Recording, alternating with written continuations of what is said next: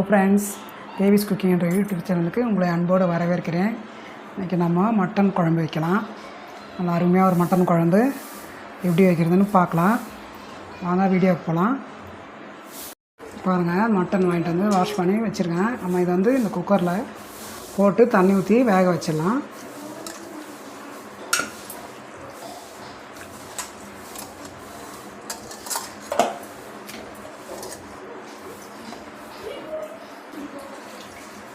இந்த அளவு ஊற்றினா போதும். இஞ்சி பூண்டு பேஸ்ட்டு இந்த அளவு இஞ்சி பூண்டு பேஸ்ட்டு போட்டுடலாம். இந்த அளவுக்கு போட்டுடலாம் மஞ்சத்தூள். இதை அப்படியே போட்டு வேக வச்சு ஒரு 5-6 விசில் விட்டுடலாம். அப்போ தான் நல்லா சாப்பிட்டா வேகும். மூடி வேக வச்சிடலாம்.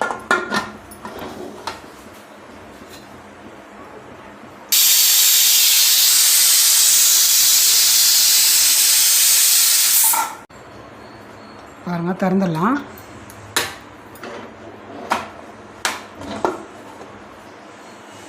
மட்டன் சூப்பராக ரெடியாக வெந்துடுச்சு. நம்ம இதை எடுத்து வேறு பாத்திரத்தில் மாற்றிட்டு கூட நம்ம இந்த குக்கர்லேயே தாளிச்சிக்கலாம். இப்போ ஸ்டவ் பற்ற வச்சு குக்கர் வச்சுட்டேன். இப்போ நம்ம ஒரு 1.5 கரண்டி அளவு எண்ணெய் ஊற்றிக்கலாம். காஞ்சிச்சு பாருங்கள். பட்டை, லவங்கம், ஏலக்காய், இந்த இலையெல்லாம் வச்சுருக்கேன். இதெல்லாம் நம்ம இதில் போட்டுக்கலாம். கடுகு 2 போட்டுக்கலாம்.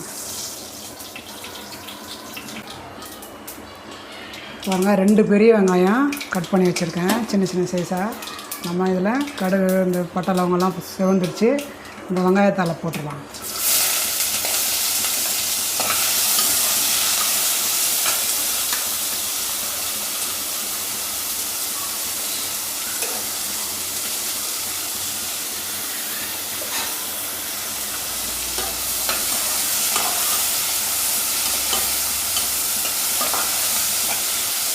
இஞ்சி பூண்டு பேஸ்ட்டு 1/2 ஸ்பூன் போட்டுக்கலாம்.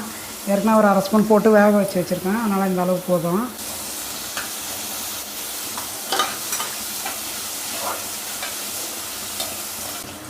இப்போ நம்ம தக்காளியும் 2 தக்காளி இதில் போட்டுக்கலாம்.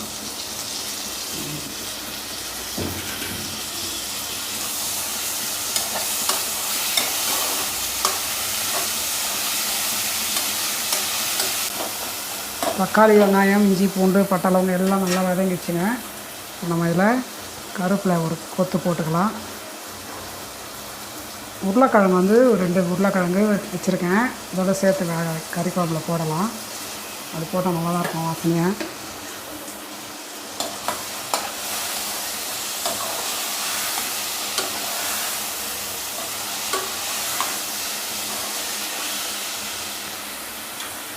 இப்போ இதில் வந்து 1 ஸ்பூன் அளவுக்கு chilli powder, garam masala 1 spoon,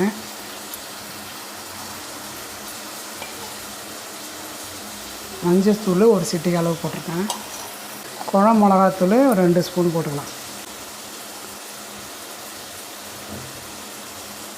இதெல்லாம் போட்டாச்சு. இப்போ நம்ம மட்டன் வேக வச்சு வச்சுருக்கோம் இல்லையா, நம்ம அதை எடுத்து இதில் ஊற்றிடலாம். பாருங்கள், மட்டன் வேக வச்சு இந்த தண்ணியோடு சேர்த்து நம்ம இதில் சேர்த்துக்கலாம். இப்போ தண்ணி ஊற்றி கூட கழுவி ஊற்றிடலாம்.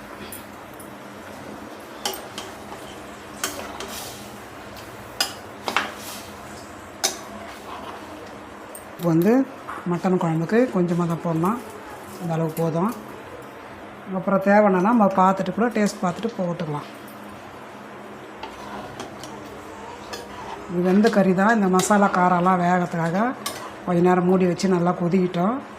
பாருங்கள், தேங்காய் சின்ன சின்னதாக கட் பண்ணிக்கிறேன். 2 சில்லி தேங்காய் தான் சின்ன ஜாரில் போட்டு 1 ஸ்பூன் அளவு சோம்பு இதை போட்டு இதை அரைச்சி குழம்புல சேர்த்துக்கலாம். தண்ணி மட்டும் சேர்த்துக்கலாம். குழம்புன்றதுனால இந்த அளவுக்கு இருந்தால் போதும். தேங்காய் ஊற்றினா கரெக்டாக வந்துடும். நம்ம இதை அப்படியே கொஞ்சம் நேரம் மூடி வைக்கலாம். உருளைக்கிழங்கு மசாலாலாம் நல்லா காரம் உப்பெல்லாம் உரைக்கணும். கொஞ்சம் நேரம் கொதிக்கிட்டால் ஒரு 5 நிமிஷத்துக்கு மேலே கொதிச்சா நல்லாயிருக்கும். பாருங்கள், குழம்பு வந்து ஓரளவுக்கு ரெடி ஆகிடுச்சு. நம்ம வந்து தேங்காய் போட்டுக்கலாம். இந்த அளவுக்கு இருந்து ஒரு தடவை சுண்டிச்சு பாருங்கள். உருளைக்கிழங்கு, கறி, மசாலா, காரம், உப்பு எல்லாம் கரெக்டாக வந்துச்சு. ஸோ பாருங்கள், உருளைக்கிழங்கு வந்துடுச்சு.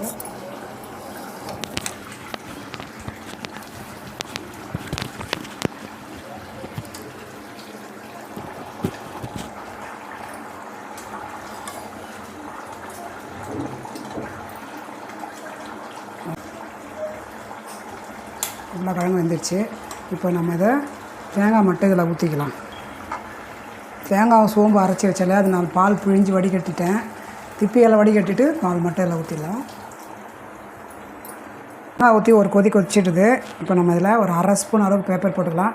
இதில் வந்து நான் வெறும் கரம் மசாலாவும் குழம்பு மிளகாத்தூளும் தான், சில்லி பவுட்ரு வேறு ஒரு ஸ்பூன் தான் போட்டிருக்கேன். மட்டன் மசாலாலாம் நான் சேர்க்கலை. உங்களுக்கு தேவைப்பட்டால் நீங்கள் அதுமாதிரி சேர்த்து செய்யலாம். நான் வந்து இப்போ இதில் பெப்பர் போட்டாச்சு. கொஞ்சம் கொத்தமல்லியே தூவிட்டு ஆஃப் பண்ணிடலாம். சூப்பரான மட்டன் குழம்பு ரெடி ஆகிடுச்சு. டேஸ்ட் பார்க்கலாமா?